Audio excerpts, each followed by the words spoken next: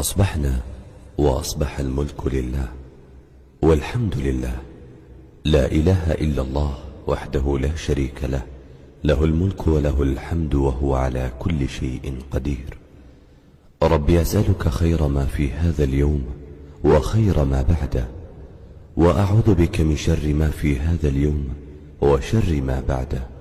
رب أعوذ بك من الكسل وسوء الكبر. رب أعوذ بك من عذاب في النار وعذاب في القبر. اللهم أنت ربي لا إله إلا أنت، خلقتني وأنا عبدك، وأنا على عهدك ووعدك ما استطعت. أعوذ بك من شر ما صنعت. أبوء لك بنعمتك علي وأبوء بذنبي، فاغفر لي فإنه لا يغفر الذنوب إلا أنت. صلوا على